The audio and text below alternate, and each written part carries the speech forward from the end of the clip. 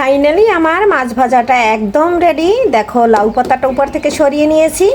আর তোমাদের কিন্তু খেয়ে কিন্তু আমি এটা মাঝে মাঝেই খেয়ে থাকি, খেতে কিন্তু অপূর্ব হয়।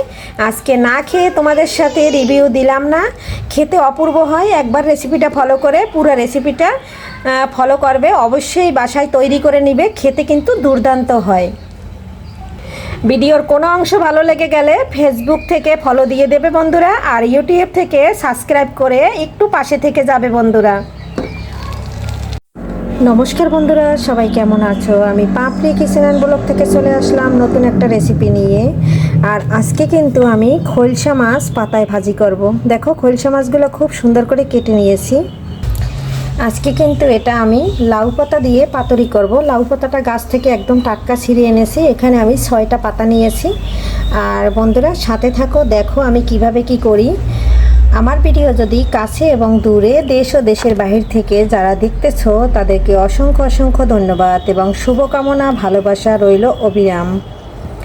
মন থেকে অনেক অনেক দোয়া এবং ভালোবাসা রইল। এখানে দেখো অনেকগুলো পেঁয়াজ কেটে নিয়েছি আর নিয়েছি অনেকগুলো রসুন কেটে। এটা আমি প্রথমে একটু হাত দিয়ে ছাড়িয়ে নেব, যেহেতু অল্প অল্প কেটে নিয়েছি, একটার সাথে একটা লেগে আছে। পুরোটা আমি সম্পূর্ণ ছাড়িয়ে নেব। তাহলে বন্ধুরা সেই পুরানো রিকোয়েস্টটা করে নিচ্ছি, প্লিজ বন্ধুরা একটা লাইক দিয়ে আমার ভিডিওটা কন্টিনিউ করো। তোমাদের একটা লাইকের কারণে আমি যেতে পারবো নতুন নতুন বন্ধুদের কাছে। আর খৈলসা মাছগুলো খুব সুন্দর করে যাতে মশলাটা ঢোকে, আমি ছোট ছোট করে আমি মাঝখান থেকে একটু একটু কেটে নিয়েছি। এ সাইড ও সাইড দুই সাইড কেটে নিয়েছি। আশা করি আজকের রেসিপি তোমাদের কাছে খুবই খুবই ভালো লাগবে। এখানে আমি এক টুকরা লেবু নিয়ে নিয়েছি। লেবুটা অবশ্য আমার গাছের, আর তেমন একটা বেশি বাড়তি হয়েছিল না, অল্প বাড়তি, তাই কিন্তু আমি এটা রসটু বের করে নিচ্ছি। 1 চামচ ধনিয়ার গুঁড়া দিয়ে দিয়েছি, মানে স্বাদ মতন যে মশলাটা লাগে পরিমাণ মতন সবই আমি দিয়ে দেব। 1 চামচ করে দিয়ে দিচ্ছি। জিরার গুঁড়াটাও দিয়ে দিচ্ছি, স্বাদ অনুযায়ী লবণটাও দিয়ে নিচ্ছি। যে মশলাগুলো আমি রান্নায় ব্যবহার করি সব মশলাই একসাথে দিয়ে দিচ্ছি। আর এখানে দিয়ে দিলাম সরিষার তেল। এখানে আমার গাছের কিছুটা ধনেপাতা দিয়ে দিলাম। এখন আমি সব মশলা দিয়ে খুব সুন্দর করে মাখিয়ে নেব। কোন কোন দেশে এই মাছটা কী নামে পরিচিত অবশ্যই বন্ধুরা কমেন্টে জানাবে। আমি মেখে কিন্তু আধা ঘন্টার মতো পাতায় সাজিয়ে রেখে দেব। কলা পাতাটা নিচে দেব, আর লাউ পাতাটা আমি কিছুটা 3টা নিচে দেব, আর 3টা আমি মাছের উপর দিয়ে ঢাকনা দিয়ে ঢেকে দেব। খুব সুন্দর করে মেখে নিয়েছি, মাছের ভিতরে একদম মশলাটা ঢুকে রয়েছে। এখানে দেখো পাতায় আমি কিছুটা তেল নিয়ে নিয়েছি, হাতের সাহায্যে খুব সুন্দর করে তেল দিয়ে দিয়েছি। এখন আমি গাছের টাটকা টাটকা লাউ পাতা খুব সুন্দর করে দিয়ে দিচ্ছি।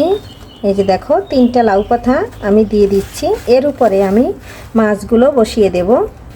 এই যে দেখো এখন আমি মাছগুলো সুন্দর করে লাউ পাতার উপর সাজিয়ে নিচ্ছি। আর এখানে কিন্তু বন্ধুরা আমার অনেকগুলো মাছ, তাই আমি খুব সুন্দর করে এই যে আস্তে আস্তে দিয়ে দেব।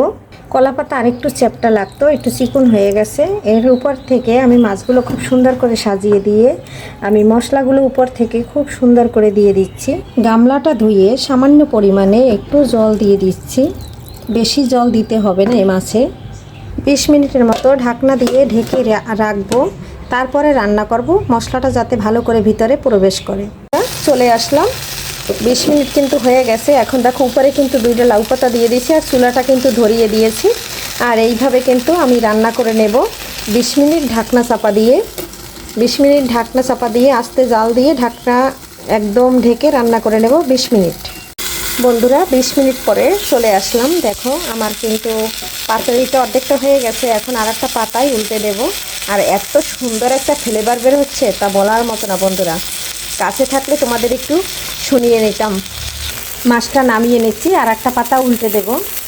আস্তে করে একটা ঢাকনার উপর নামিয়ে নিয়েছি, আর একটা পাতায় আমি তেল মেখিয়ে নিয়েছি। এখন আমি এটা এভাবে দিয়ে তারপরে কিন্তু উল্টে দেব। এই যে দেখো পাতা কিন্তু 2টা দিয়ে দিচ্ছি ডবল ডবল। এখন আমি তোমাদের উল্টে দেখাচ্ছি। এই যে দেখো উপরের পাতাটা আমি ঢাকনাটা চাপ দিয়ে এই যে দেখো কত সুন্দর উল্টে দিয়েছি, আর নিচের পাতাটা কিন্তু অনেকটা সুন্দর সেক লেগে গেছে। এখন কিন্তু আমি আবার কড়াইতে বসিয়ে দেব।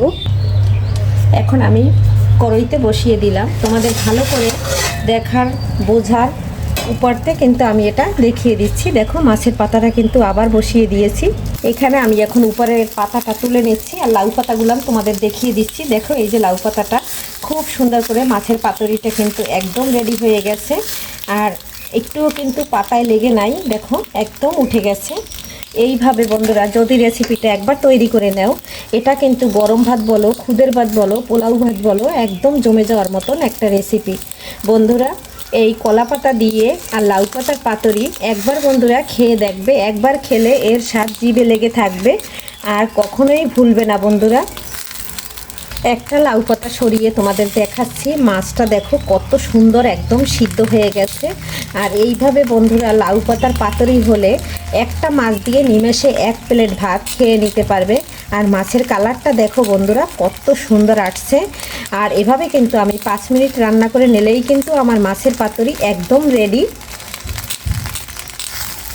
5 মিনিট পরে আসতেছি।